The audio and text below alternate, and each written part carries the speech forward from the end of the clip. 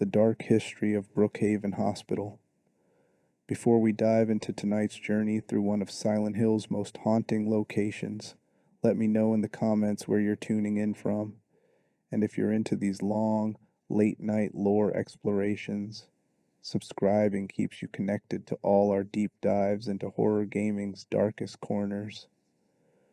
There are places in Silent Hill that feel wrong the moment you approach them. The fog grows denser, the radio static intensifies, and something in your chest tightens with recognition that you're crossing into territory where the boundaries between reality and nightmare have worn dangerously thin. Brookhaven Hospital stands as perhaps the most visceral example of this phenomenon. Not the cheerful facade of Alchemilla Hospital with its emergency room lights and promise of healing, but something older, darker, more fundamentally compromised. A building that began its existence treating one kind of epidemic and slowly transformed into a facility that housed, contained, and sometimes created entirely different forms of suffering.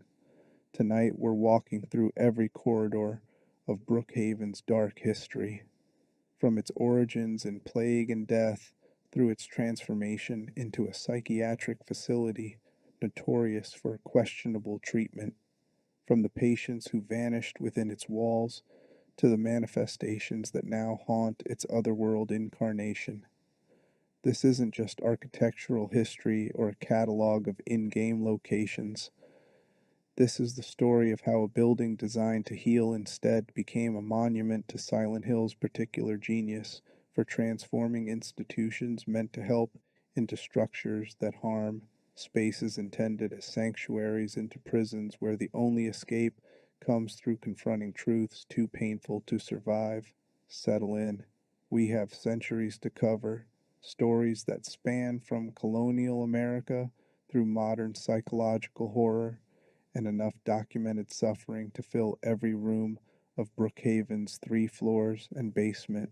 This is the complete, unabridged history of why Brookhaven Hospital feels different from every other location in Silent Hill, why its nurses carry such specific menace, and why patients who check in often never really check out.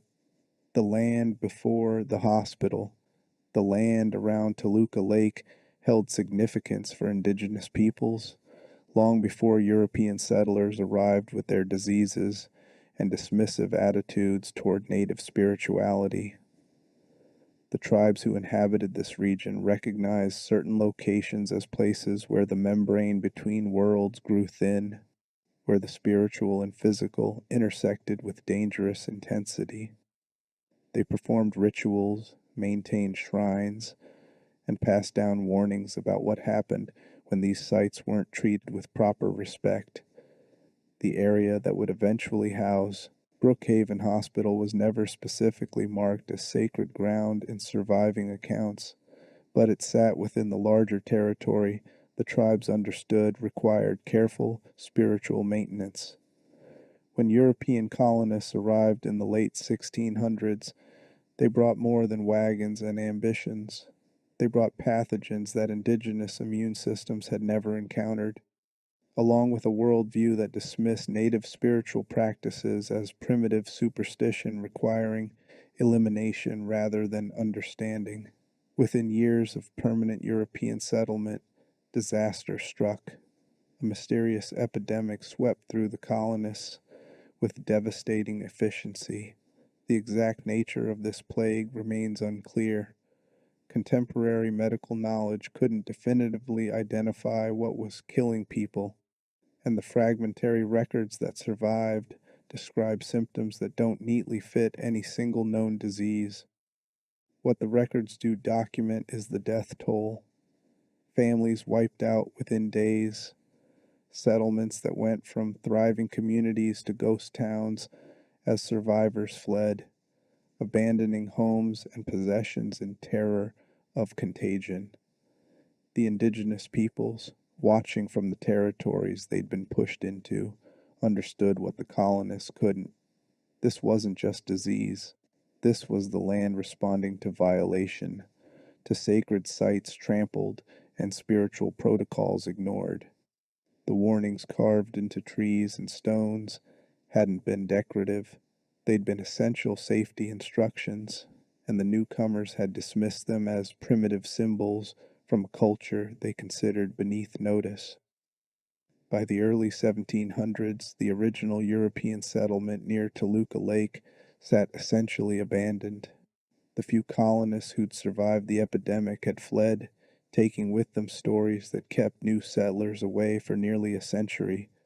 The dead were left unburied or hastily interred in mass graves, their spirits unquiet, their final moments soaked into soil that would never fully release the memory of their suffering. It's in this context that Brookhaven's foundation must be understood. When the area was resettled in the early 1800s as a penal colony, punishment destinations attracting the desperate and the criminal rather than the hopeful, the new inhabitants needed infrastructure. Prisons require hospitals, not comfortable facilities with attentive staff, but functional spaces where bodies could be processed, injuries from hard labor or fights could be patched sufficiently to return people to work, and containment of contagion could be attempted when epidemics inevitably swept through overcrowded cells. Around 1810, as Silent Hill was officially named and began its new existence as a penal colony, Brookhaven Hospital was constructed. Not built, the original structure barely qualified as architecture. Contemporary accounts describe it as little more than a reinforced shack, wooden walls, and a dirt floor, medical supplies consisting of whatever could be scavenged or stolen from better equipped facilities elsewhere. The hospital existed primarily to give authorities somewhere to put dying prisoners, where their deaths wouldn't actively demoralize the still healthy population forced to witness them. But true to the pattern Silent Hill would establish over and over, simply building on cursed ground carried consequences. The shack that housed Brookhaven's earliest incarnation sat on land that remembered the colonial epidemic, soil enriched by mass graves and spiritual violations. Every patient brought through its doors, every body prepared for burial in its back room, every scream of pain from inadequate treatment added new layers to the psychic residue already saturating the location. Then, as if the land demanded a reminder of what happened when its warnings went unheeded, a second epidemic struck around 1810. This plague proved even more devastating than the first, sweeping through the penal colony with ruthless efficiency. Silent Hill Prison, the primary structure the colony had built, was severely weakened as prisoners died faster than they could be replaced. The inadequate medical facility that barely qualified as a hospital proved utterly overwhelmed. This second epidemic's toll is documented with grim precision in Silent Hill's historical records. 67 souls lost to the plague, their bodies, following procedures established during the first epidemic, were disposed of in Toluca Lake, cast into the cold waters to sleep forever in their watery grave, as the memorial plaque in Rosewater Park would later phrase it with unintentional poetry. The lake, already significant in indigenous spirituality, became a mass grave. 67 corpses sinking into its depths, their deaths unprocessed, their suffering unacknowledged, their spirits trapped between the world they'd left and the afterlife they couldn't reach. Brookhaven Hospital, such as it was, served as the primary processing point for these deaths. Patients arrived sick and left as corpses. The treatment offered was largely palliative, keeping patients comfortable while they died, or at least keeping them contained so their deaths didn't spread further panic. Medical knowledge of the era offered little against epidemic disease. Quarantine, prayer, and hope were the primary interventions available, and Brookhaven provided minimal versions of all three. The hospital that emerged from this second epidemic was different from the shack that had preceded it. Necessity forced expansion. Wooden walls were reinforced, a second story added, proper medical equipment purchased or improvised. The facility remained crude by later standards, but it evolved from temporary containment into something approaching a permanent institution. And with that permanence came something else, the beginning of Brookhaven's particular character, its slow transformation from practical necessity into something fundamentally wrong. Staff who worked at early Brookhaven reported strange occurrences even then. Patients who died peacefully suddenly sitting upright hours later, eyes open and staring. Sounds of movement in rooms confirmed to be empty. The persistent smell of rot and sickness that no amount of cleaning could eliminate. Temperature drops in specific areas that made flesh prickle and breath turn visible. Night shifts that felt endless, where minutes stretched and hours compressed, where the distinction between waking and dreaming grew uncertain. These reports were dismissed as exhaustion, grief, or the psychological toll of working in a facility where death was the primary outcome. The staff who insisted something was genuinely wrong were reassigned or quietly let go. But the reports persisted, passed down through generations of workers, accumulating into an unofficial oral history that painted Brookhaven as a place where the normal rules didn't quite apply, where death didn't necessarily mean release, and where the building itself seemed to watch and remember. Growth through suffering, the Civil War era and architectural expansion. As Silent Hill transitioned from failing penal colony to mining town in the mid 1800s, Brookhaven Hospital underwent its most significant transformation. The discovery of coal deposits and the subsequent opening of the Wilts coal mine brought an influx of workers, their families, and the inevitable injuries and illnesses that accompanied industrial labor. The hospital that had served a limited prison population suddenly found itself treating a much larger civilian community, and the original structure proved woefully inadequate. During the 1860s, as the American Civil War raged and Silent Hill's coal supplied crucial fuel for the Union war effort, Brookhaven Hospital was dramatically expanded. This reconstruction transformed it from the crude two-story structure into the three-story facility with basement that would define its appearance for the next century and beyond. The expansion wasn't driven by humanitarian concern, it was practical necessity. More workers meant more injuries. More families meant more illnesses. The coal mine's owners needed their labor force functional, and Brookhaven represented an investment in maintaining productivity rather than a genuine commitment to healing. This Civil War era expansion established Brookhaven's final architectural footprint, 3 full floors above ground, each designed for different functions. The basement, initially used purely for storage and later for more unsettling purposes.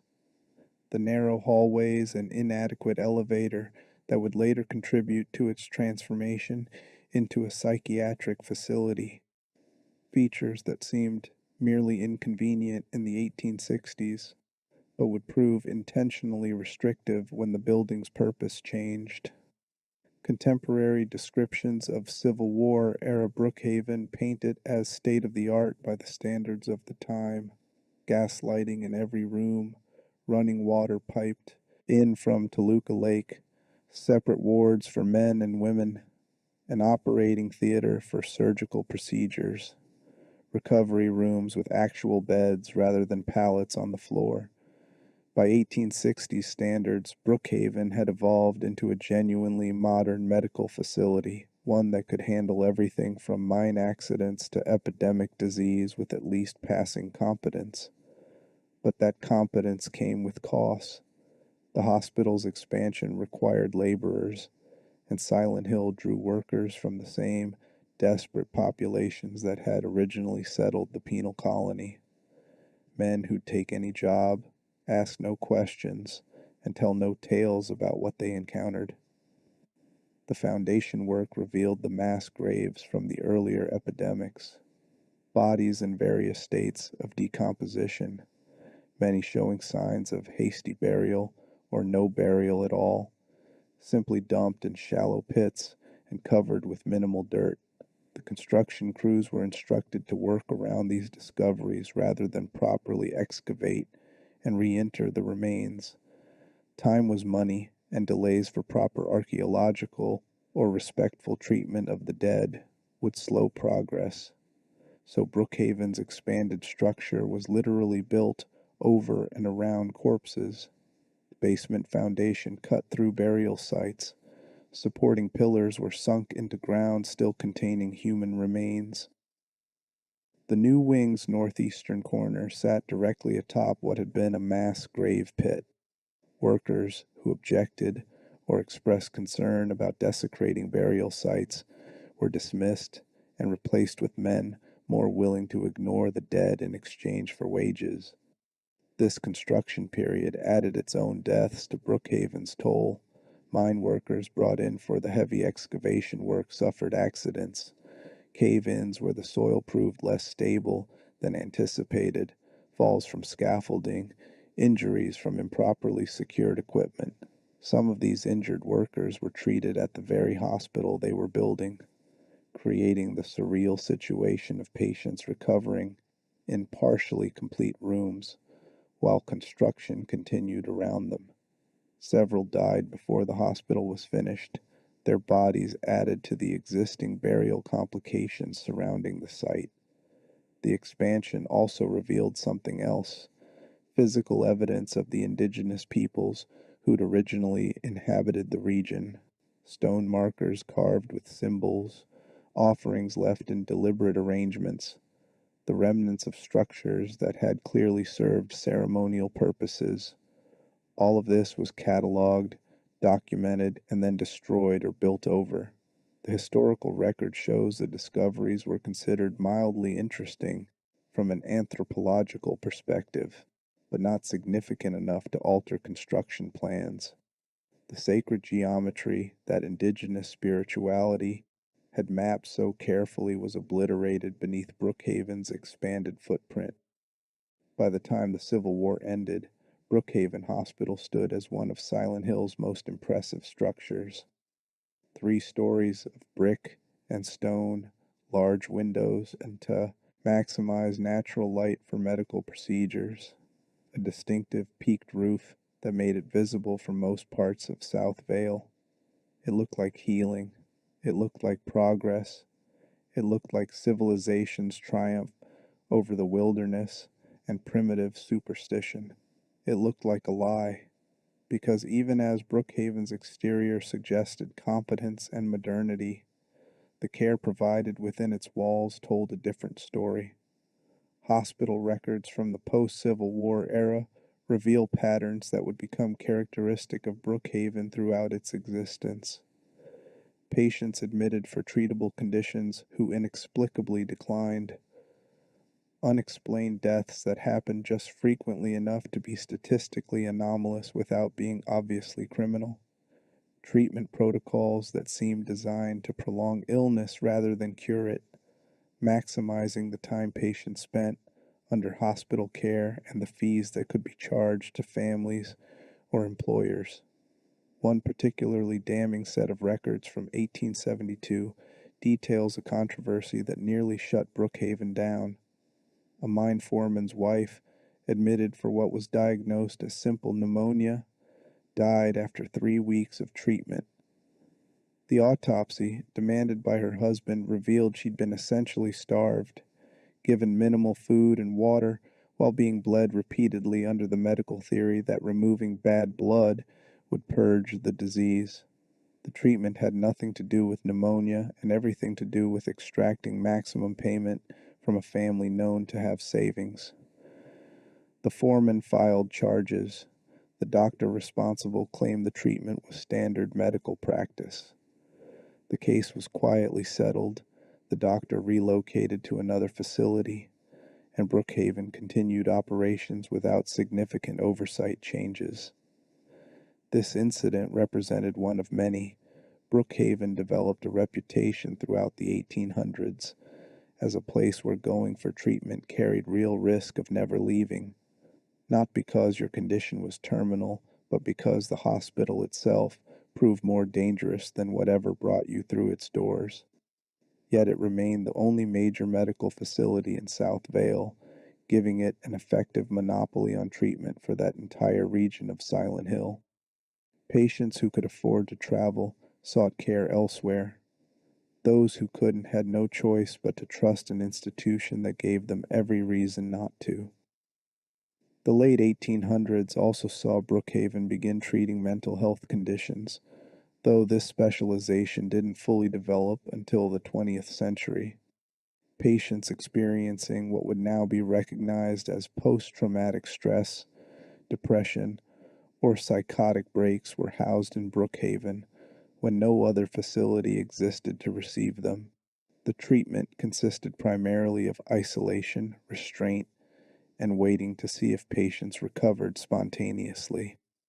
Those who didn't were kept indefinitely, warehoused in rooms that were gradually converted from standard patient quarters into something approaching cells. This gradual shift toward psychiatric specialization happened almost by accident. Brookhaven's narrow hallways, small elevator, and compartmentalized layout made it poorly suited for treating medical emergencies requiring rapid movement of staff and equipment. But those same features worked well for containing patients who might be violent or attempt to flee.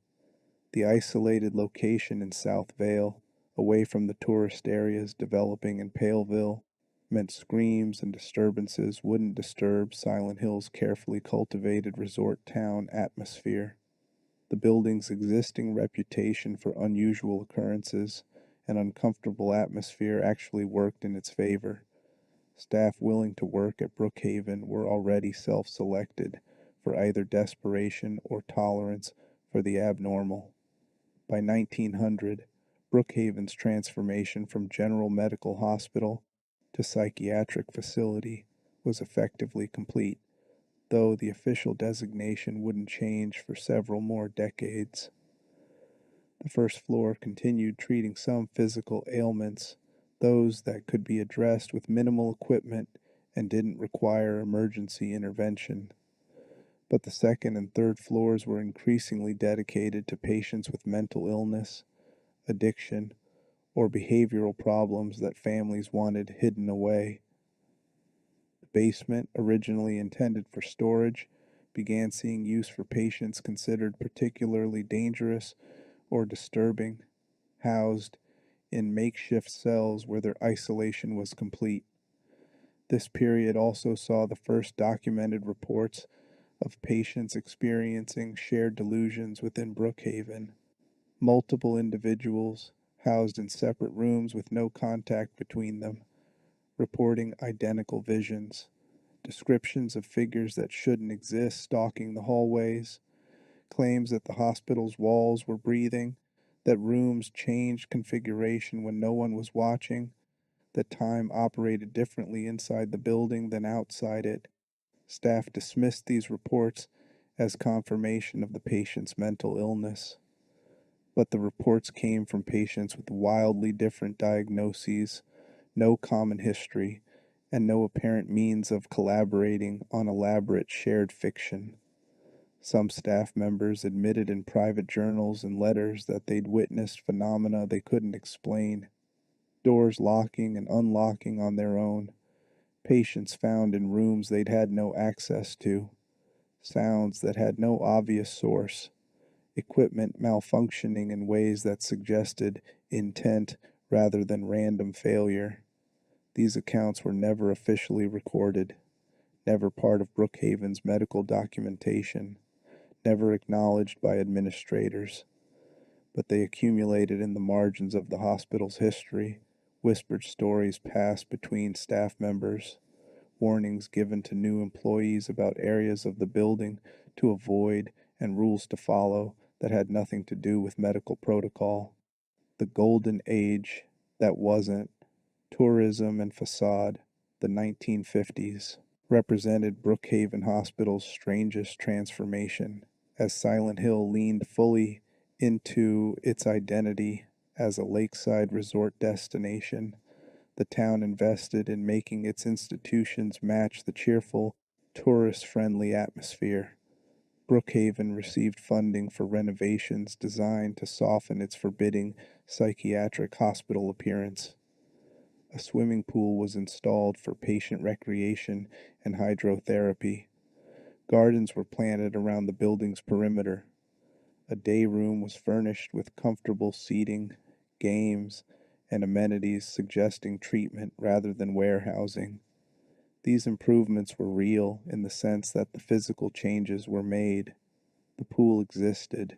The gardens grew. The day room provided genuine recreational space, but they represented cosmetic changes rather than fundamental shifts in how Brookhaven operated. The renovations were concentrated in areas visible to the public, ground floor spaces that tourists might glimpse during tours or that families might see when visiting committed relatives. The upper floors, where long-term psychiatric patients were housed, saw minimal improvements. The basement received no renovations at all, remaining the dark warren of storage rooms and improvised cells it had been since the 1800s.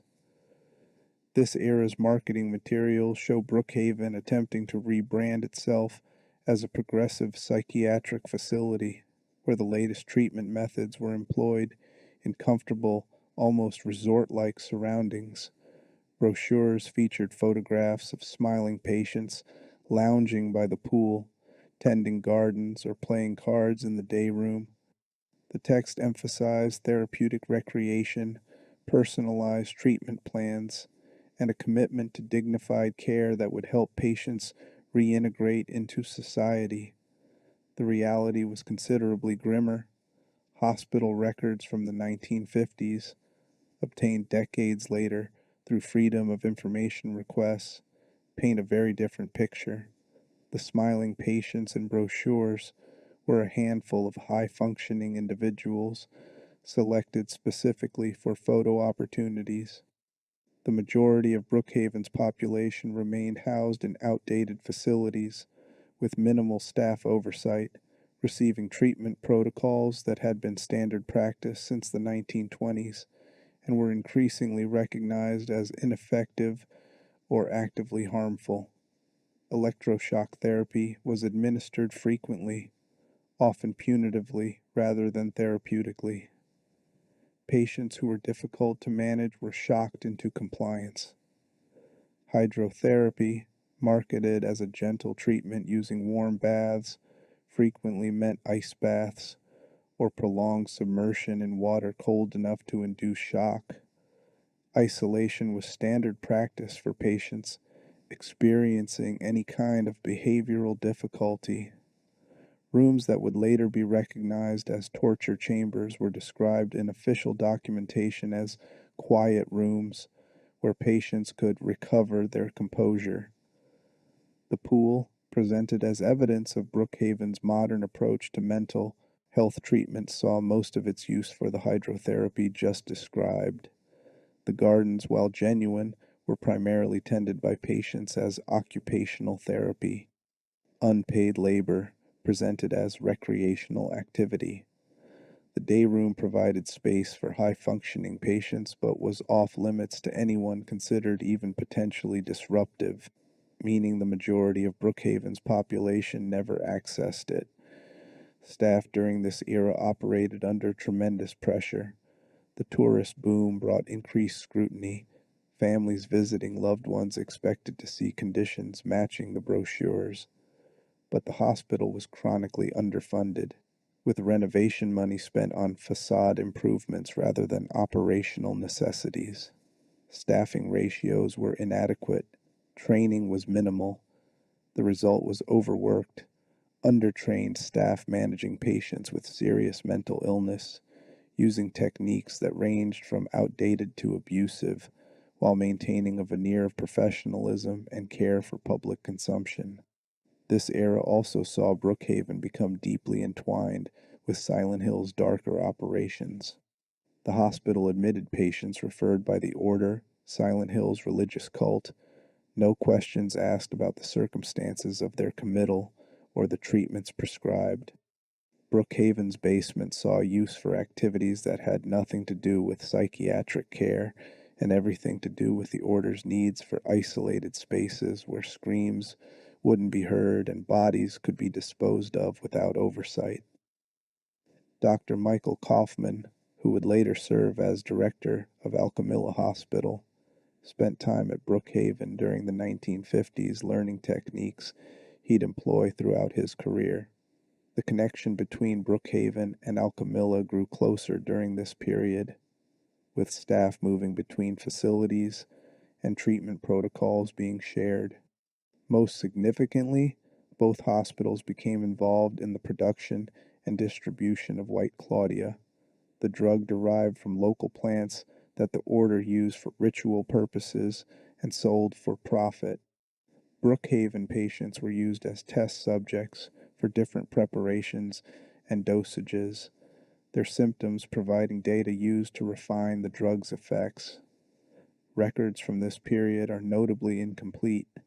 Large sections of Brookhaven's documentation from the 1950s are missing, destroyed in a fire that conveniently eliminated evidence of the worst abuses.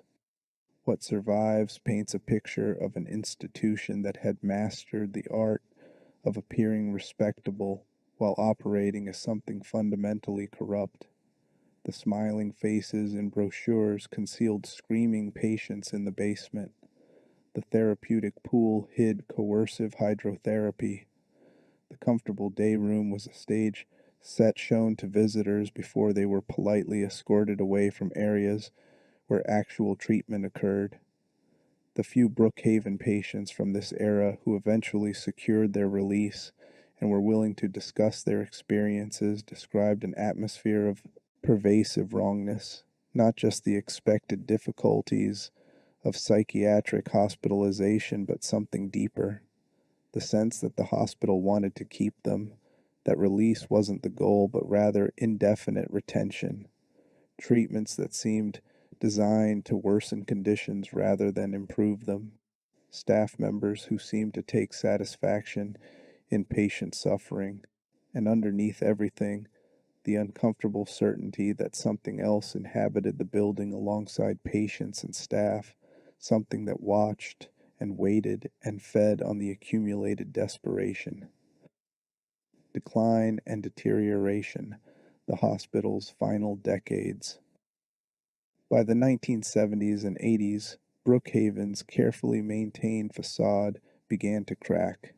Mental health care was evolving, and the outdated practices Brookhaven employed were increasingly recognized as ineffective at best and abusive at worst.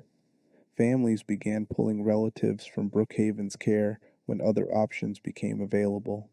Insurance companies grew reluctant to approve long-term stays, given the hospital's poor outcomes. Staff turnover increased as word spread about working conditions and the troubling incidents that seemed to happen with disturbing regularity. The hospital's physical plant deteriorated along with its reputation. The renovations of the 1950s hadn't been maintained properly. The pool developed leaks and was eventually drained permanently.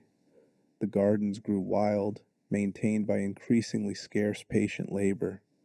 Paint peeled from walls. Equipment became outdated and wasn't replaced. The building began developing the abandoned, decaying atmosphere that would characterize its appearance in Silent Hill 2 and 3. Even while it theoretically remained operational, Brookhaven also became embroiled in multiple scandals during this period. A 1978 investigation revealed that patients had been used as test subjects for pharmaceutical trials without proper informed consent. A 1982 lawsuit alleged that staff had covered up patient deaths that resulted from negligence or abuse. A 1987 state inspection found safety violations so severe that parts of the hospital were temporarily shut down. Each scandal prompted promises of reform that were minimally implemented before attention moved elsewhere. The patients Brookhaven treated during its final operational decades were increasingly those no one else would accept. Individuals whose mental illness made them dangerous or difficult to manage. People remanded by courts rather than admitted voluntarily. Those whose families wanted them permanently hidden rather than treated and released. Brookhaven became the last resort, the place you went when every other option had been exhausted, and its reputation reflected that reality. Staff during this era worked under conditions that would have been unconscionable in better facilities. Dangerous patients mixed freely with vulnerable ones due to inadequate space for proper segregation. Violence was routine, both patient on patient and patient on staff. Medical records were poorly maintained, with documentation often fabricated long after the fact or simply omitted entirely. The hospital operated under a blanket of institutional neglect, kept running not because it was effective, but because shutting it down would require acknowledging how badly it had failed for so long. Two patients from Brookhaven's decline era would later become particularly significant to Silent Hill's broader story. Leonard Wolfe, the abusive cult leader and father of Claudia Wolfe, was confined at Brookhaven after his behavior became too erratic for even the order to tolerate. His presence represented Brookhaven's ongoing connection to Silent Hill's cult, though by this point the relationship had shifted. Rather than the hospital serving the order, it had become a convenient dumping ground for cult members who'd become liabilities. Stanley Coleman, whose obsessive attachment disorder and stalking behavior would terrorize Heather Mason during Silent Hill 3, was also housed at Brookhaven during its final years of operation. Medical records describe Stanley as usually passive and cowardly, also egotistical, sometimes shows and acts on obsessive attachment to a particular woman. This has caused violent incidents. Use caution. That understated clinical language concealed a deeply disturbed individual whose fixation on women had resulted in assault, stalking, and behavior so disturbing that even Brookhaven's lax standards recognized him as requiring isolation. The hospital's treatment of Stanley is particularly revealing of how Brookhaven operated during its decline. Rather than providing genuine psychiatric care aimed at addressing his disorders, he was primarily warehoused, kept in isolation when his behavior became too disruptive, allowed limited movement through the facility when he seemed calm, but never actually treated in any meaningful way. His medical records show routine documentation of his ongoing obsessions and disturbed thinking, noted dispassionately by staff who made no apparent effort to intervene beyond basic containment. Leonard Wolfe's case was even more egregious. Records indicate he was confined to a special treatment room, medical euphemism for a cell, where his isolation was nearly complete. His contact with staff was minimal. His treatment consisted primarily of sedation when he became agitated and physical restraint when sedation proved insufficient. Notes in his file reference his connection to the organization, the order's name in some documentation, and specify that his care is being paid for by external sources with instructions that he not be released under any circumstances. Both cases exemplify Brookhaven's corruption. These weren't patients being treated for mental illness. They were individuals being warehoused for the convenience of powerful outside interests. Leonard remained confined so the order could avoid dealing with his increasingly unmanageable behavior while maintaining access to his knowledge and leadership when needed. Stanley's commitment protected women from his stalking while avoiding the legal complications of criminal prosecution. The hospital served as a private prison masquerading as a treatment facility, making money from long-term confinement while providing minimal actual care.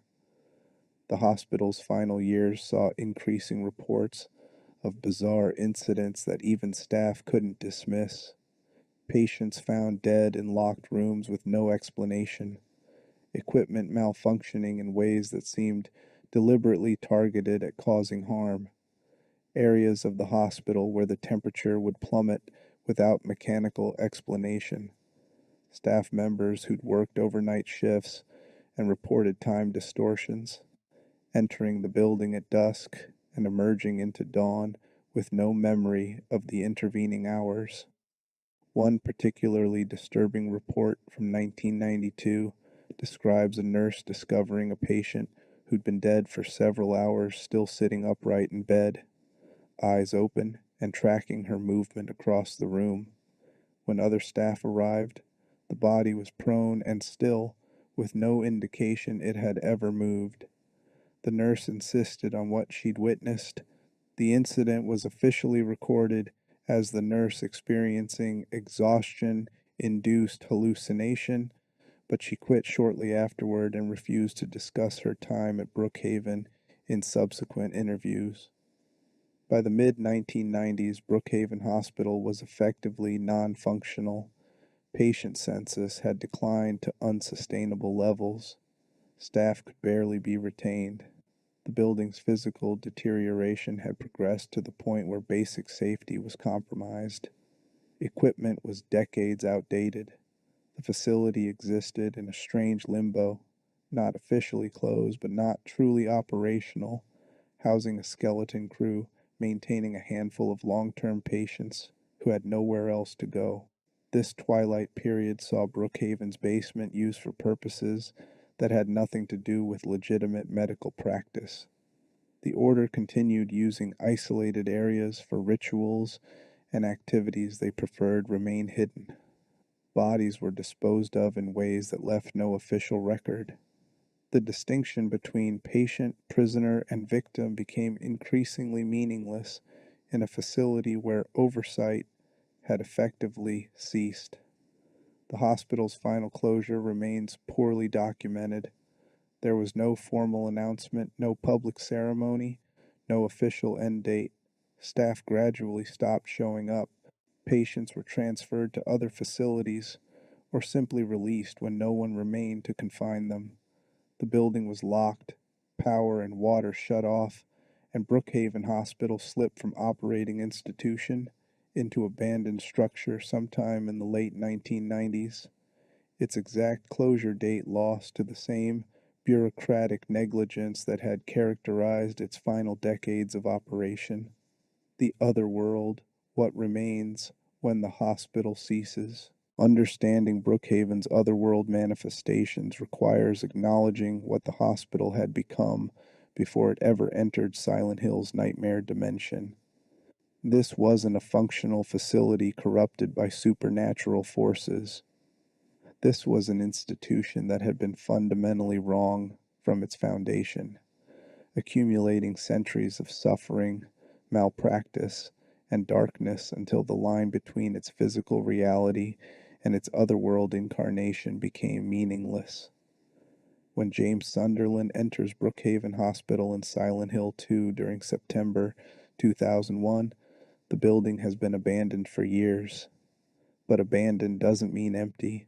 The fog that permeates Silent Hill's streets grows thicker around Brookhaven's perimeter, as if the building draws in and concentrates the town's atmospheric wrongness. The front doors open despite being locked and abandoned. The interior, while showing signs of neglect and decay, remains lit with flickering fluorescent lights that shouldn't have power. And within those halls move the bubblehead nurses, creatures that have become iconic representations of Silent Hill's particular genius for creating horror from familiar forms. The nurses James encounters aren't random monsters. They're manifestations drawn from multiple sources. His memories of the nurses who treated Mary during her illness, his guilt over finding himself attracted to them during her suffering, and the accumulated psychic residue of every real nurse who worked at Brookhaven over its operational lifetime. They move with twitching, convulsive motions, as if the bodies they inhabit don't quite fit. Their heads are swollen and pustulant, featureless except for the vague suggestion of faces beneath the diseased flesh. They carry steel pipes, repurposing medical equipment into weapons, representing the thin line between healing and harm that Brookhaven crossed repeatedly throughout its existence. The hospital James navigates combines elements of its historical reality with additions drawn from his psyche. The patient records he discovers mirror the mental states of himself and his companions. Jack Davis with suicidal tendencies like Angela, Joshua Lewis with persecution complexes and violence like Eddie, Joseph Barkin with guilt over a daughter's death and delusions like James himself. These records suggest James isn't simply exploring an abandoned building, but is actively reshaping it through his presence, the town using Brookhaven's existing darkness as raw material for his personal nightmare. The roof encounter with Pyramid Head represents Brookhaven's role in Silent Hill 2's broader narrative structure. Pyramid Head, James's manifestation of punishment and judgment, appears in a place associated with Mary's final days, though she didn't actually stay at Brookhaven. James's confused memories and guilt locate her suffering here. The rooftop represents exposure, truth revealed, the end of comforting delusions. James finds what he believes is Mary's diary, there final entries from her time hospitalized, her deteriorating mental state and physical suffering documented with painful clarity. The truth waits on Brookhaven's roof, the truth that Mary didn't die peacefully, that James didn't handle her illness with patience and love, that his desire for her suffering to end crossed lines he can't uncross. When the hospital shifts into its otherworld incarnation, the changes are dramatic. The already decaying structure becomes actively hostile. Floors give way to bottomless pits. Hallways extend into impossible geometries.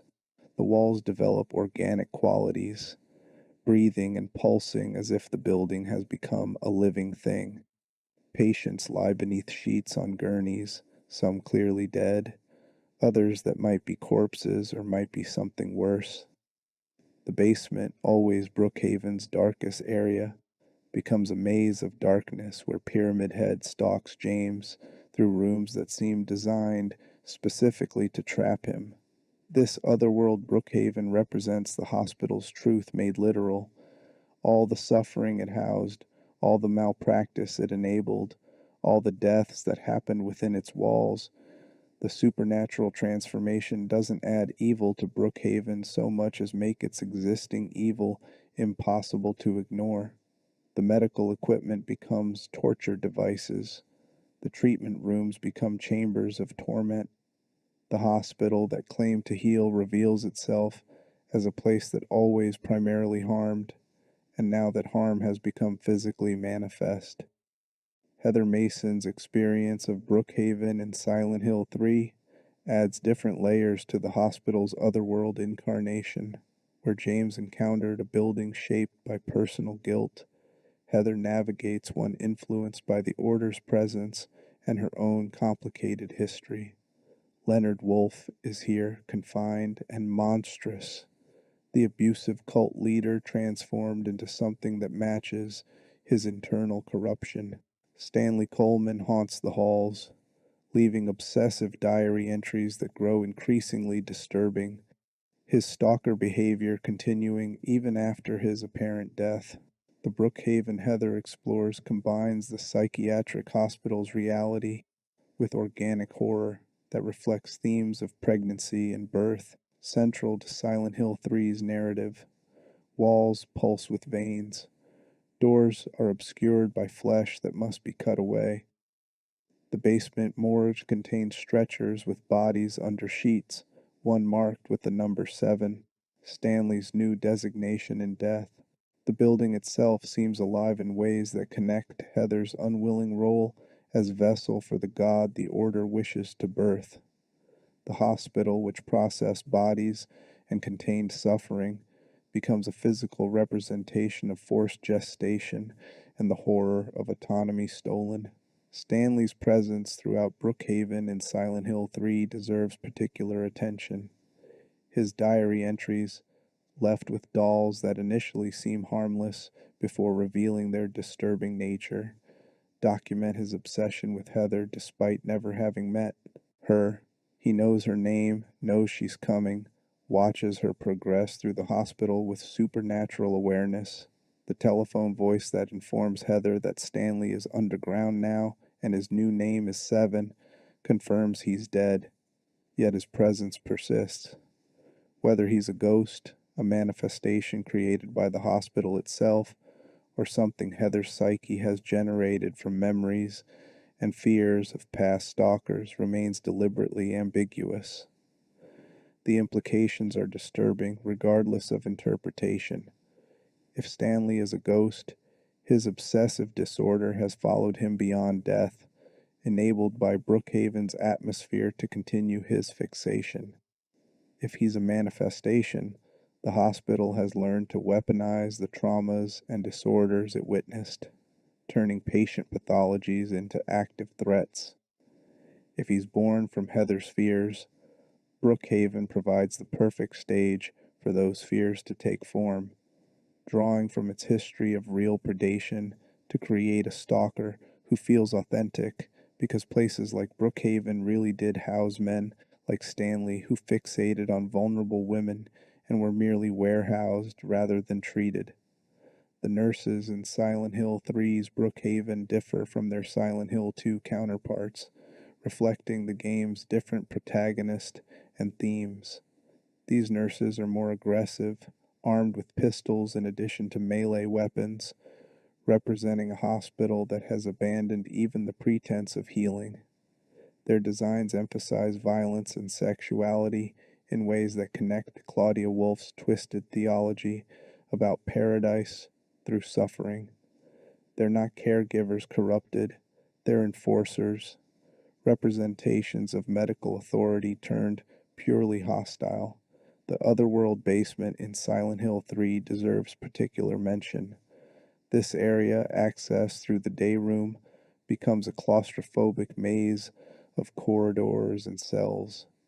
Heather encounters Leonard Wolf here, transformed into a monster that matches his abusive nature. The confrontation happens in a space that combines prison cell, treatment room, and ritual chamber, reflecting Leonard's triple nature as cult leader, psychiatric patient, and abusive father.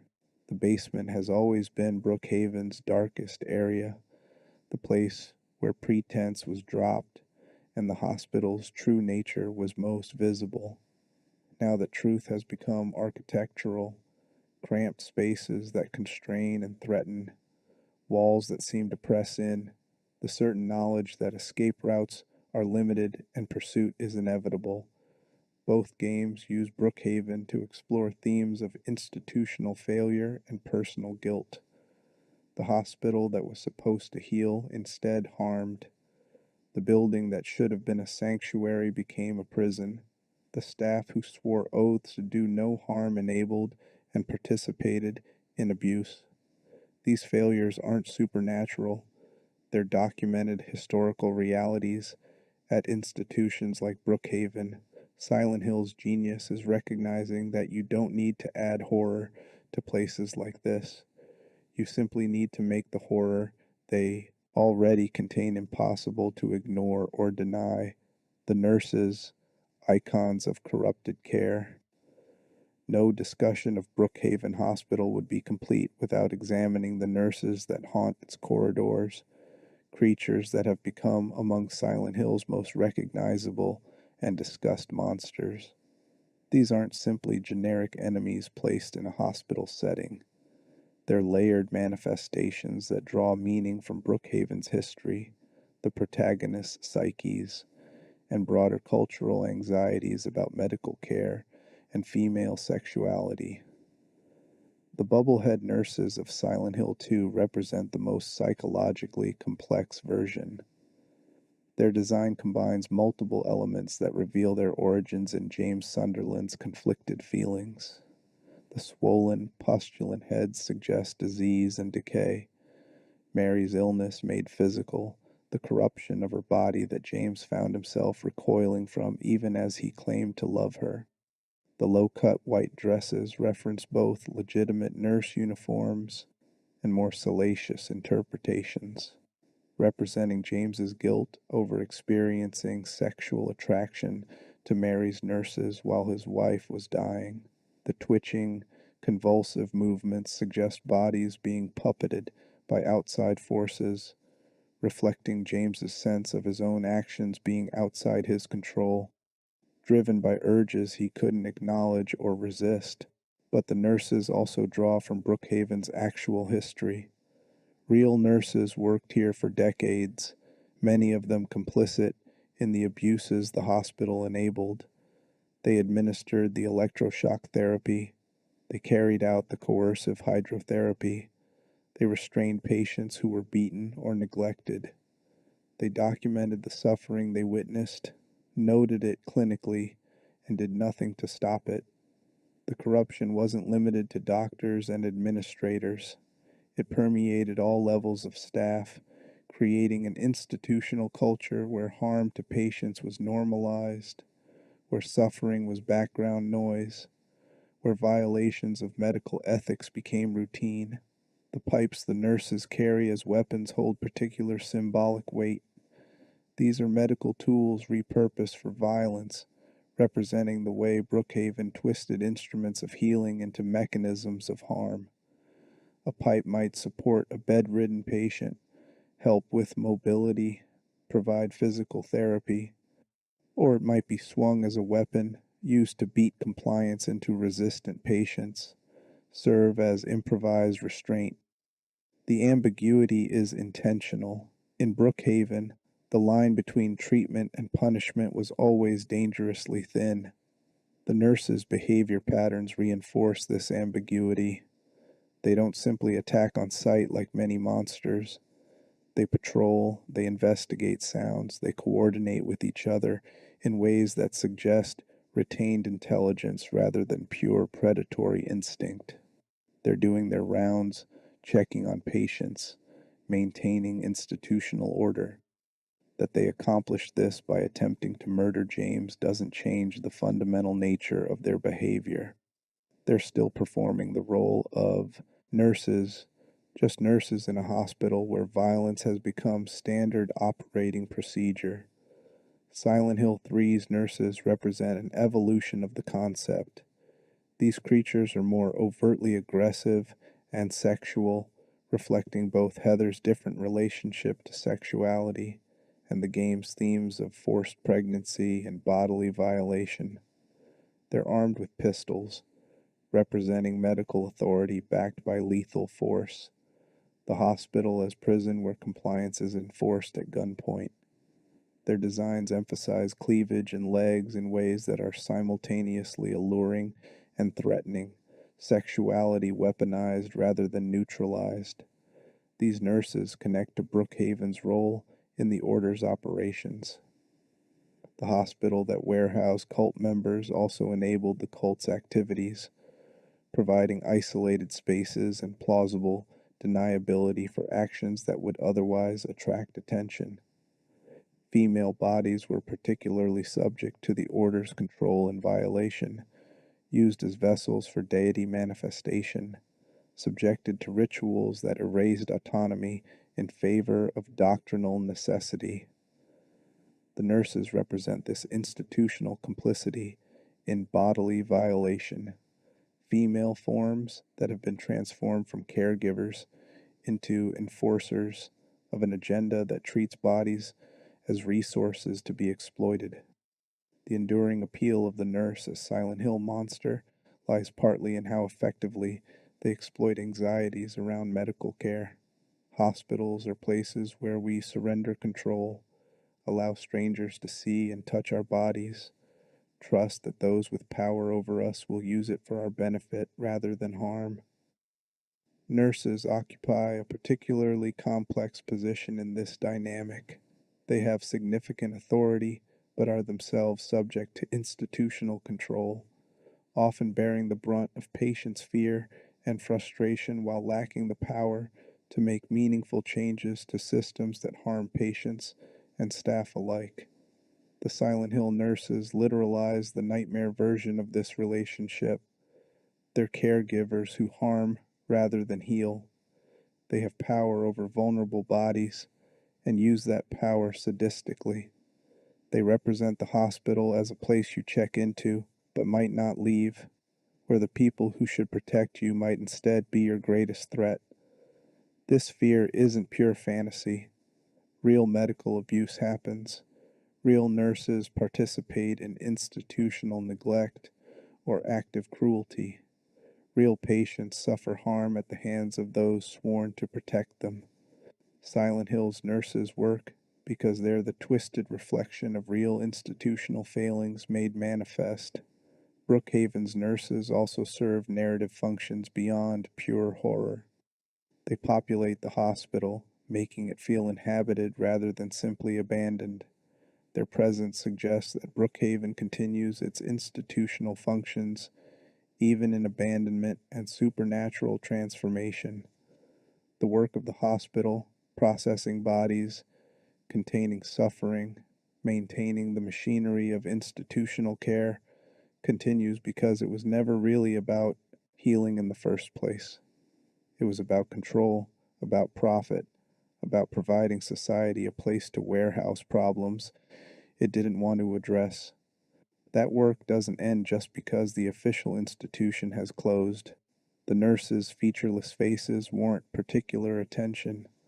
The swollen heads in Silent Hill 2 and the obscured or shadowed faces in Silent Hill 3 dehumanize these creatures, making them unsettling in ways that conventional monsters wouldn't be.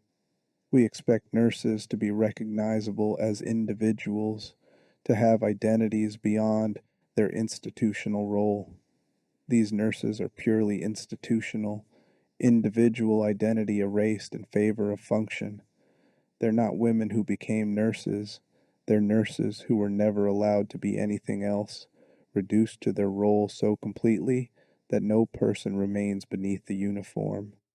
This dehumanization mirrors Brookhaven's treatment of staff throughout its operational history. Nurses who objected to abusive practices were fired or transferred. Those who remained learned to suppress empathy, to see patients as problems to be managed rather than people to be helped. The institutional pressure to conform turned caregivers into cogs in a machine that primarily generated suffering while extracting payment. The supernatural nurses simply make this dehumanization literal. They're truly not human anymore, if they ever were, reduced to shambling representatives of corrupted care. Patient stories, the individual tragedies that built Brookhaven's darkness. Behind Brookhaven's institutional history lie countless individual stories, patients who passed through its doors and left their suffering soaked into the building's foundation. Most of these stories are lost, existing only as fragmentary medical records or oral histories passed down through families. But certain cases illuminate Brookhaven's character and help explain why the building carries such concentrated darkness. The patient records James discovers in Silent Hill 2's Brookhaven reception office offer a glimpse into the hospital's approach during its psychiatric era. 3 records are readable: Jack Davis, Joseph Barkin, and Joshua Lewis. All 3 describe severe mental illness and histories of violence or self-harm. All 3 note the need for careful monitoring and restraint. All 3 read less like treatment plans and more like warnings passed between staff about dangerous individuals who must be contained. Jack Davis's record notes 3 suicide attempts and describes him as normally a model patient who follows doctors' and nurses' orders, but requires close watching due to past pattern of sudden and violent suicide attempts. This profile suggests someone who has learned to perform normalcy and compliance while harboring self-destructive urges that erupt unpredictably. The clinical language obscures the human tragedy, someone so desperate to escape their circumstances that death represents the most appealing option, someone whose suicide attempts are described as violent rather than sympathetic, someone whose model behavior is notable primarily because it makes them easier to manage. Joseph Barkin's record reveals someone consumed by guilt over his daughter's death, experiencing psychotic break and paranoid delusions. His calm demeanor masks a tendency towards violence when excited.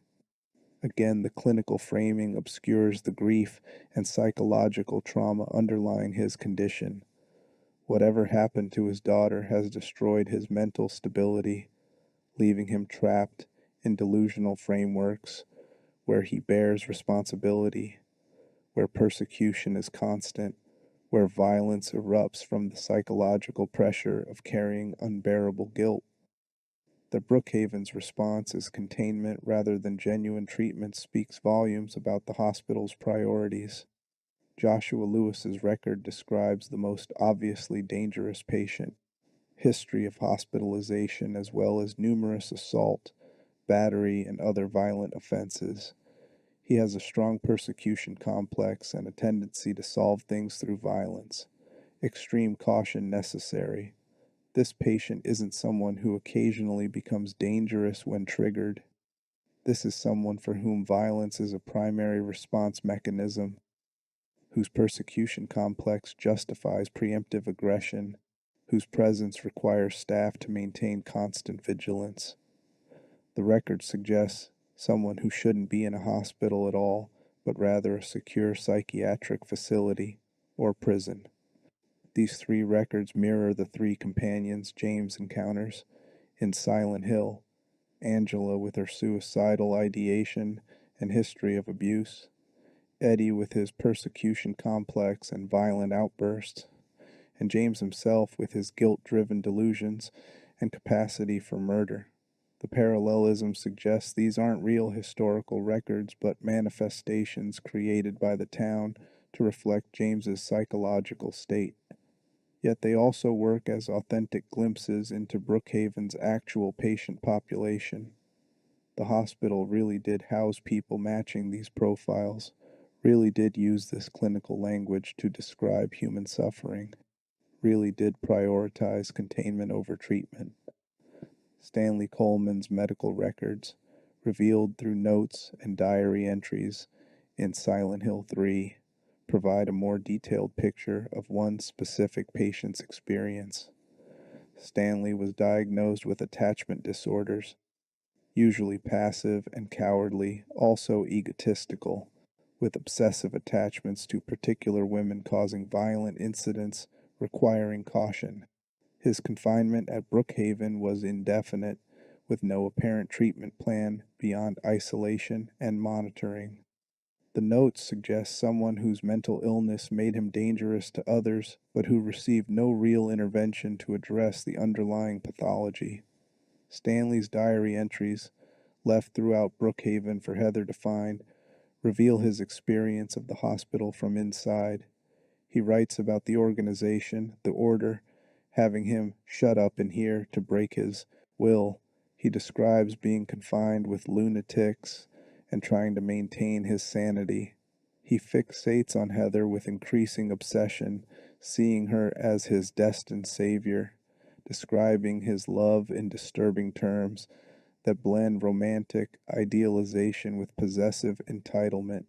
His entries grow more unhinged as they progress, culminating in descriptions of violence against another patient, the tattooed man, and deteriorating into poetic fragments that barely maintain coherence.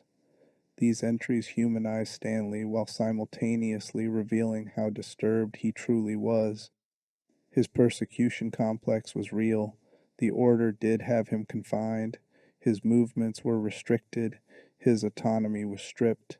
But his response to this persecution wasn't to address his own issues, but to fixate on an imaginary savior, to build elaborate delusional frameworks where Heather represents escape and redemption. The real Stanley, if he ever existed beyond his disorders, is impossible to separate from the illness that defined him, and Brookhaven did nothing to address this fundamental problem beyond keeping him contained until he died. Leonard Woolf's confinement represents Brookhaven's most explicit connection to the Order's operations. Leonard was a cult leader, Claudia Woolf's father, and by all accounts an abusive monster whose religious fanaticism merged with sadistic impulses to create profound harm. His confinement at Brookhaven wasn't a response to mental illness requiring treatment, but a convenient way to manage someone who'd become a liability to the cult, while keeping him accessible for consultation and maintaining plausible deniability about his whereabouts. Medical records describe Leonard as experiencing mild schizophrenia requiring continued observation, but this diagnosis seems almost deliberately inadequate. Leonard's problems went far beyond mental illness into personality disorders, ideological extremism, and pathological cruelty. The hospital provided a veneer of medical legitimacy for what was essentially imprisonment, keeping Leonard isolated in a special treatment room where his contact with the outside world was completely controlled. When Heather encounters Leonard in Brookhaven's otherworld basement, he's been transformed into a monster that matches his internal nature, a grotesque, aggressive creature that attacks without hesitation or mercy. The transformation isn't the otherworld corrupting an innocent person, but rather making visible what Leonard always was beneath the human exterior. Brookhaven contained him in life, providing an institutional cage for a predator, and now that cage has become permanent, the basement where he was kept becoming the domain where his monstrous nature can fully express itself. Mary Shepard Sunderland's possible connection to Brookhaven adds another layer to the hospital's significance in Silent Hill 2. While Mary was actually hospitalized at a facility outside Silent Hill before her death, James's confused guilt and fractured memories locate elements of her suffering at Brookhaven.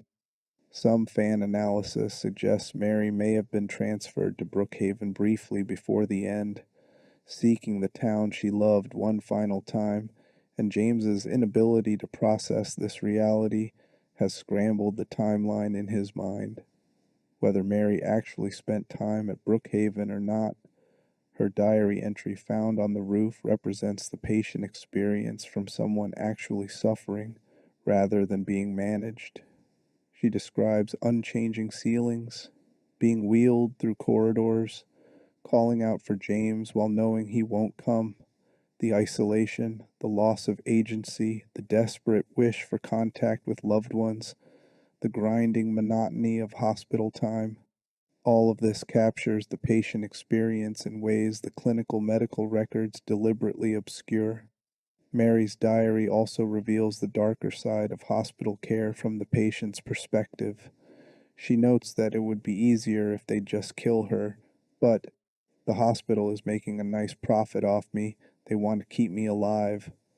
This recognition that her suffering is being monetized, that prolonging her decline serves institutional interests rather than her own, represents a profound betrayal of the trust patients place in medical institutions.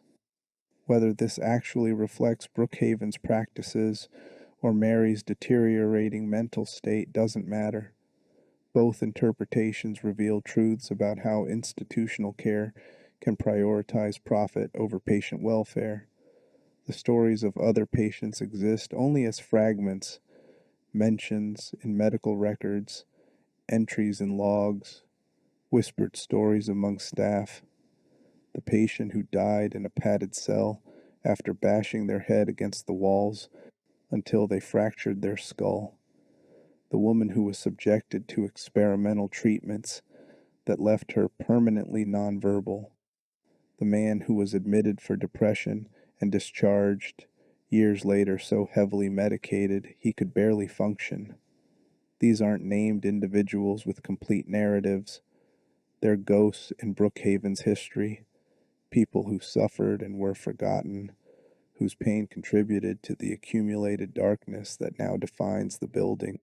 Collectively, these patient stories reveal Brookhaven's fundamental character. This wasn't a hospital where unfortunate mistakes were made. This was an institution that systematically failed the people entrusted to its care, that treated patients as problems to be managed or resources to be exploited, rather than people deserving dignity and genuine attempts at healing. Every patient who entered Brookhaven carrying hope for treatment left carrying new trauma, and those who never left at all had their suffering permanently incorporated into the building's foundation. Medical malpractice made manifest. The treatment becomes the torture. Brookhaven Hospital's otherworld incarnations don't simply add supernatural horror to an otherwise normal medical facility. They make literal the metaphorical violence that always characterized the institution. The basement cells aren't added by supernatural transformation. They existed in reality, used to isolate patients deemed too dangerous or difficult for standard wards. The restraint equipment, the operating tables with straps, the padded rooms with reinforced doors, all of this was genuinely part of Brookhaven's infrastructure, tools purchased and employed by real medical staff on real patients. The difference between Brookhaven's reality and its otherworld manifestation is largely one of framing and intensity rather than fundamental nature. The real Brookhaven restrained patients. The otherworld version makes restraint permanent. The real Brookhaven subjected patients to treatments that caused pain and trauma. The otherworld version makes that pain and trauma the primary purpose rather than a side effect. The real Brookhaven was a place patients feared. The otherworld version makes that fear literally dangerous. Consider the hydrotherapy pool, prominently featured in both Silent Hill 2 and Silent Hill 3. In Brookhaven's operational reality, this pool was presented as a therapeutic amenity, part of the hospital's 1950s modernization.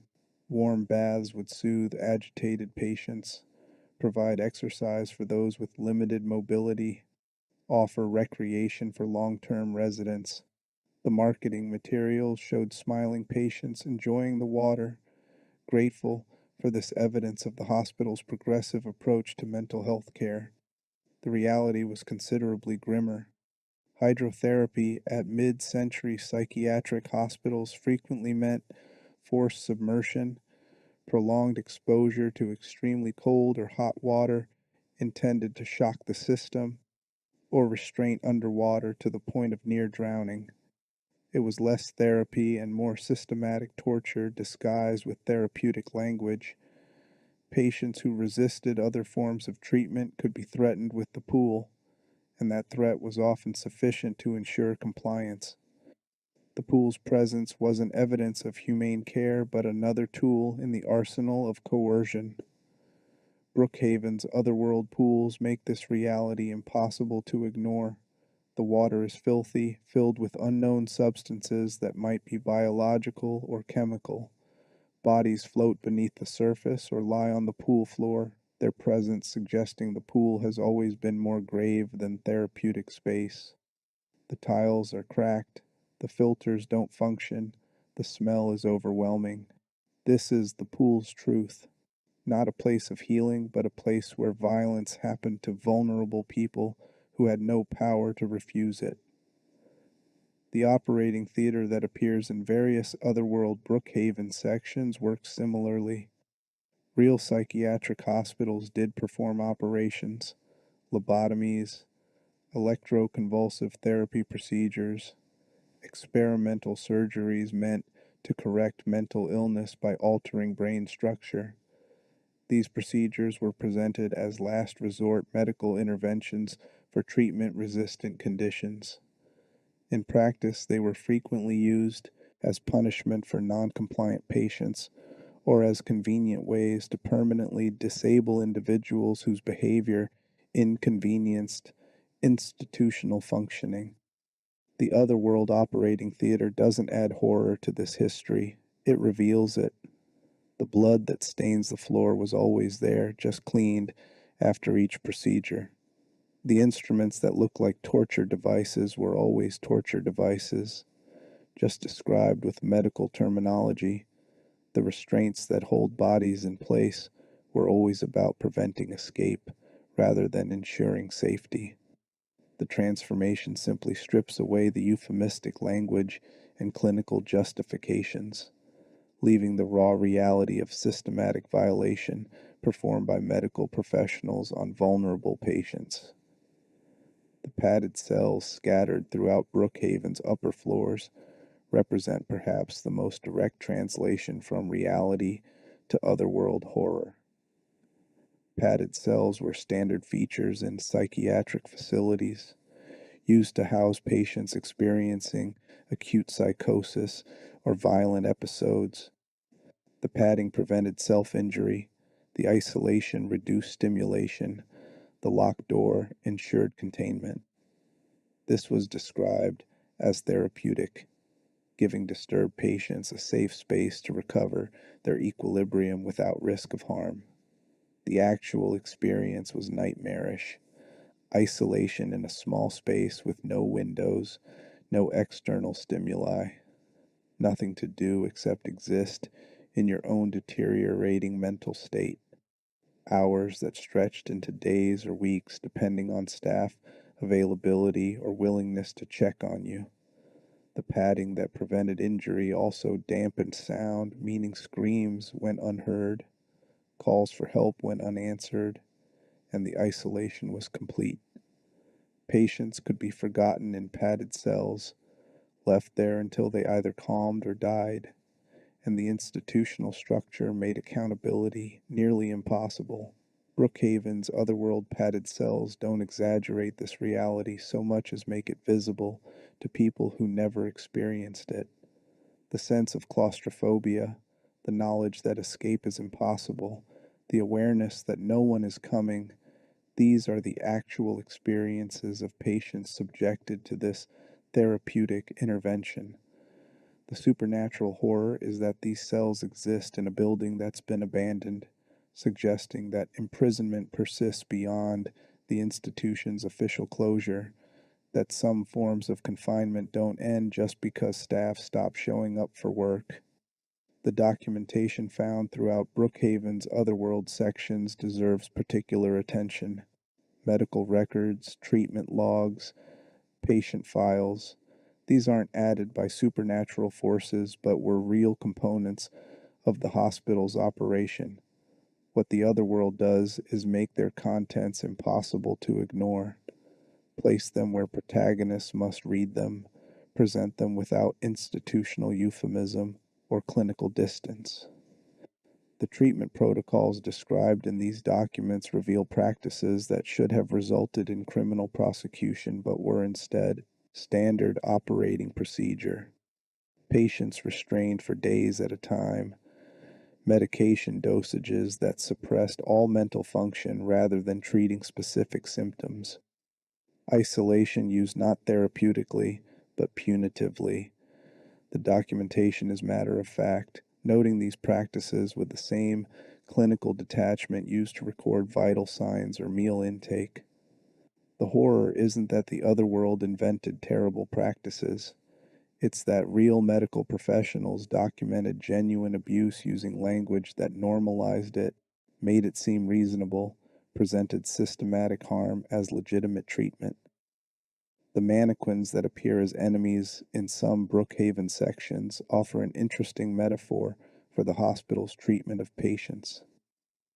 Mannequins are human-shaped objects designed to display clothing, to be arranged and dressed according to outside preferences, to have no agency or internal experience. They're tools shaped like people, useful specifically because they resemble humans without actually being human. This was Brookhaven's approach to patient care. Patients were human-shaped problems to be managed, arranged in cells according to institutional convenience, dressed in hospital gowns that stripped individuality.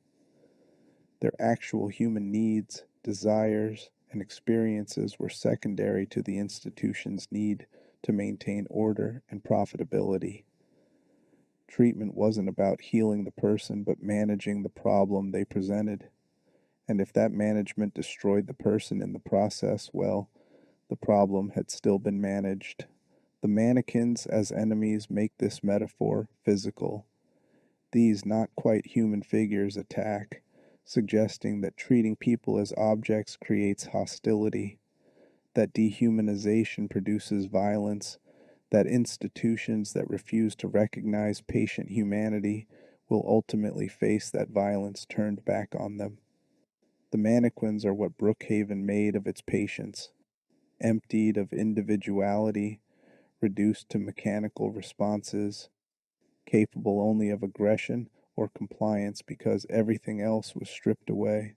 Brookhaven's legacy, what the hospital teaches about institutional horror. As we approach the end of this journey through Brookhaven Hospital's dark history, it's worth considering what this particular location reveals about Silent Hill's broader themes and horror gaming's relationship to institutional critique. Brookhaven isn't just a creepy, abandoned hospital used as a setting for survival horror gameplay. It's a carefully constructed indictment of how institutions meant to protect and heal can become mechanisms of harm when profit, control, and institutional preservation take priority over the human beings supposedly being served. Brookhaven's evolution from epidemic treatment center to psychiatric facility mirrors the historical trajectory of American mental health care. Institutions that began with genuinely therapeutic intentions gradually transformed into warehouses for people society wanted hidden, the mentally ill, the developmentally disabled, the difficult, the inconvenient. Treatment became secondary to containment. Healing gave way to management. The language of medicine disguised what was often simple imprisonment, and the medical degree provided authority that protected practitioners from accountability when their treatment caused harm. The game makes this critique explicit through its attention to documentation. The medical records, treatment logs, and patient files scattered throughout Brookhaven aren't flavor text, they're evidence, evidence of systematic neglect, of treatment protocols designed to control rather than cure, of an institution that had lost any genuine commitment to helping the people confined within it. Players who take time to read this documentation emerge with an understanding that Brookhaven's horror isn't primarily supernatural, it's institutional. This approach to horror gaming represents something more sophisticated than simple jump scares or monster encounters. Silent Hill uses the language and aesthetics of horror to make players engage with uncomfortable realities about real institutions. Brookhaven forces consideration of what actually happened in places like this, and places like this really existed, employing similar practices, housing similar patients, generating similar suffering under the guise of medical care. The nurses, as Brookhaven's most visible manifestation, carry this critique forward. These aren't random monsters, but specifically corrupted caregivers, representations of what happens when the healing professions become complicit in institutional harm. Real nurses worked at places like Brookhaven. Real nurses administered treatments they knew were harmful. Real nurses witnessed abuse and said nothing, participated in coercion, prioritized institutional rules over patient welfare. The Silent Hill nurses make this complicity literal. They're not healers who became corrupted, but were always enforcers, always tools of institutional control, just now honest about what they really were. The hospital's physical environment reinforces this critique. Brookhaven is ugly, not supernatural monster ugly, but institutional ugly. Narrow corridors, inadequate lighting, outdated fixtures, an atmosphere of neglect and decay that predates any supernatural transformation.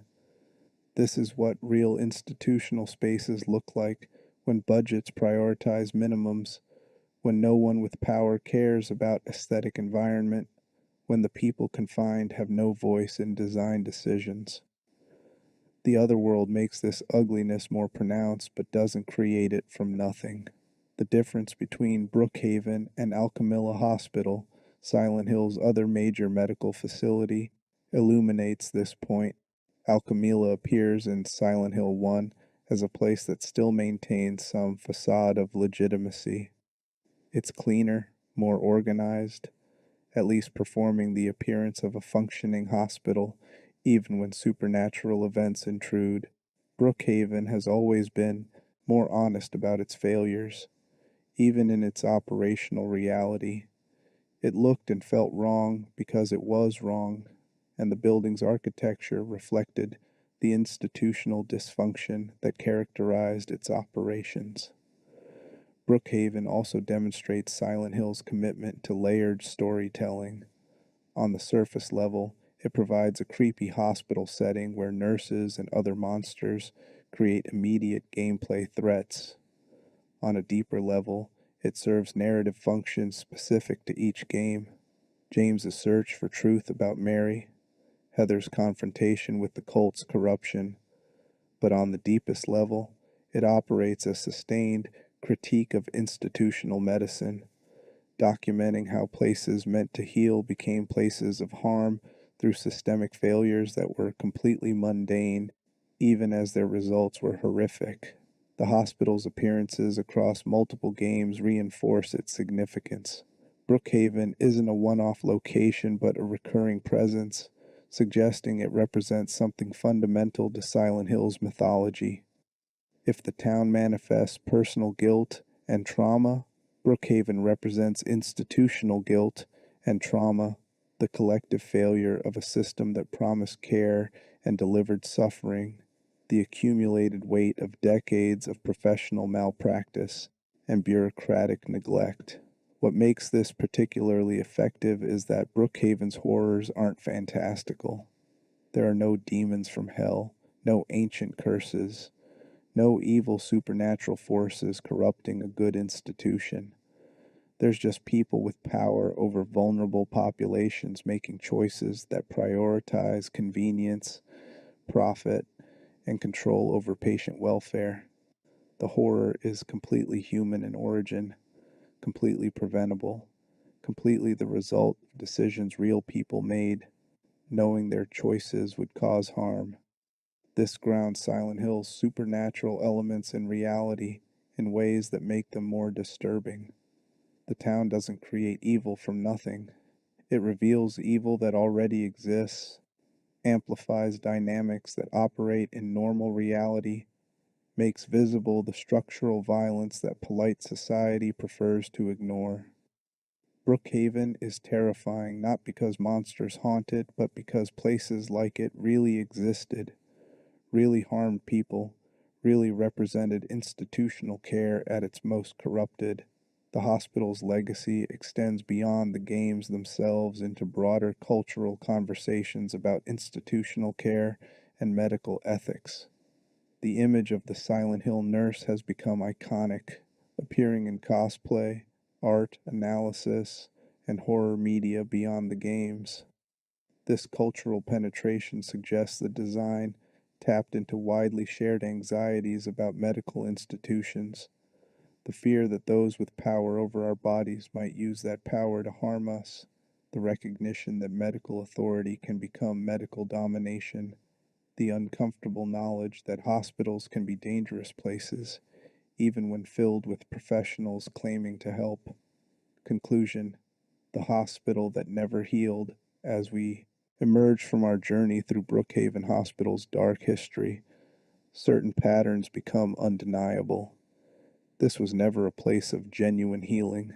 From its origins in epidemic response through its transformation into psychiatric facility, from its brief golden age of facade modernization through its slow decline into abandonment, Brookhaven consistently prioritized institutional needs over patient welfare. It warehoused problems, extracted profit from suffering, and provided society a convenient place to hide people it didn't want to see or acknowledge. The supernatural transformations that occur when Silent Hill 2 and Silent Hill 3 explore Brookhaven's abandoned structure don't create this darkness, they reveal it. The other world makes literal what was always metaphorically true. The hospital that claimed to heal but actually harmed. The nurses who presented as caregivers but functioned as enforcers. The treatments that were described as therapeutic but operated as punishment. All of this existed in Brookhaven's mundane reality, documented in medical records and patient testimonies, protected by institutional authority and medical credentialing. What Silent Hill does is strip away the protective euphemisms and clinical language that allowed this harm to persist. In the other world, a padded cell is a torture chamber, not a therapeutic environment. Hydrotherapy is drowning, not treatment. Restraints are imprisonment, not safety measures. The transformation is simply honesty, showing what these practices actually meant for the people subjected to them, regardless of how they were described in official documentation. This makes Brookhaven one of Silent Hill's most effective horror locations precisely because its horror is rooted in reality. We don't need to imagine institutional medicine failing vulnerable people. That failure is documented historical fact. We don't need to wonder whether medical professionals can become complicit in systematic harm. The evidence of that complicity exists in archives, testimonies, and the abandoned structures that once housed American psychiatric care. Brookhaven takes these documented realities and presents them without the comfortable distance that usually allows us to dismiss them as historical aberrations rather than ongoing concerns. The patients who pass through Brookhaven's doors over its operational lifetime are largely lost to history. Their names appear in fragmentary records, if at all. Their suffering was noted clinically and forgotten. Their voices were suppressed by diagnoses that dismissed their complaints as symptoms of mental illness rather than legitimate grievances about mistreatment. They remain voiceless even now. Their stories survived only as anonymous entries in medical logs or whispered warnings passed between staff. But Silent Hill gives them a kind of voice.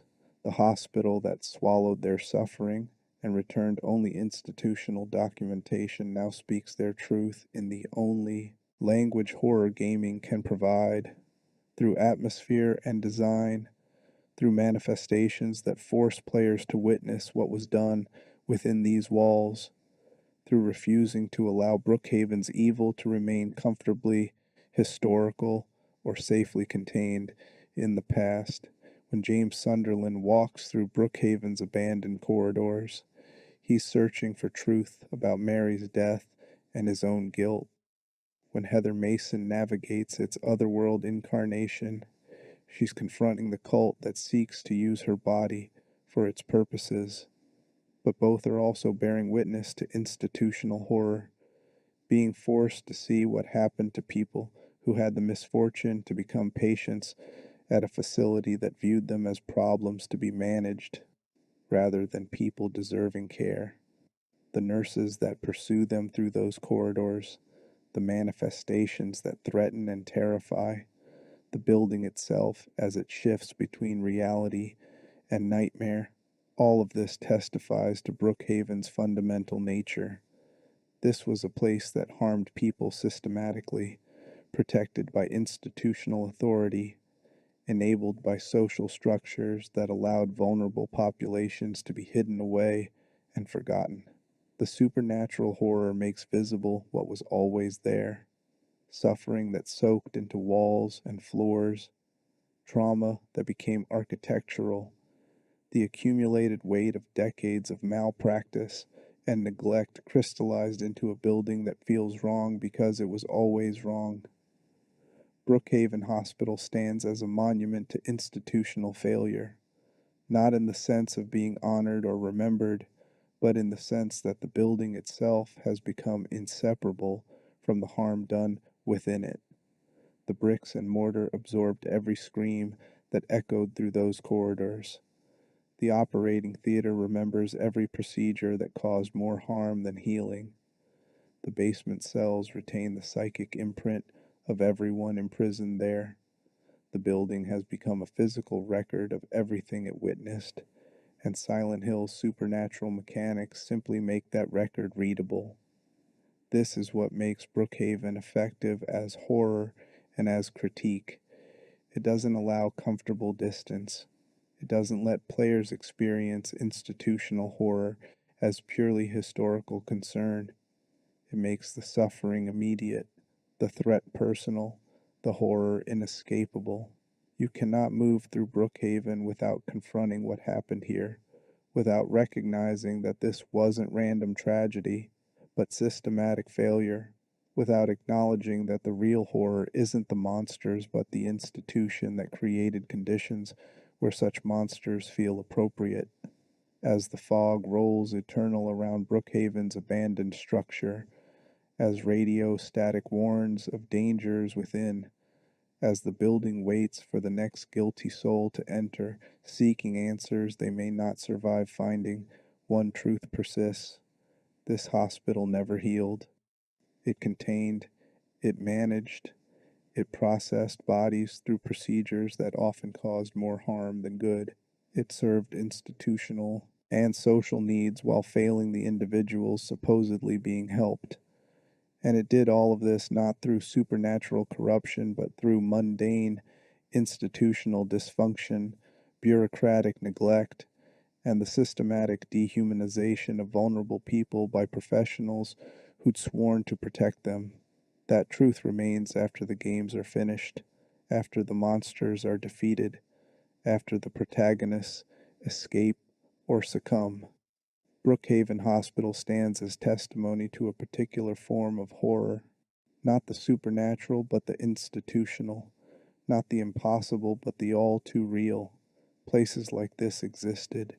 People like these patients suffered. Systems like these failed in exactly these ways. The horror isn't that Silent Hill invented this darkness. The horror is that Brookhaven's evil is completely, utterly, devastatingly real, and all Silent Hill did was make us look at it without turning away. Rest now with this knowledge: Brookhaven Hospital's history is complete. Its suffering is documented. Its failures are exposed. The building waits in Silent Hill's fog, a monument to institutional betrayal and systematic harm disguised as healing.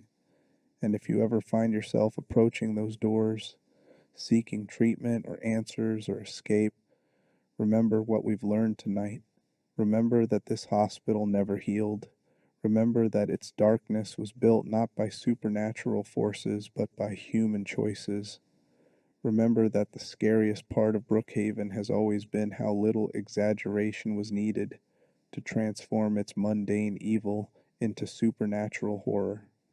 The fog is patient, the building endures, and somewhere in its corridors, the nurses continue their rounds, forever enacting the dark truth of what institutional care became in a hospital that lost any genuine commitment to healing long before Silent Hill's supernatural forces ever touched its walls.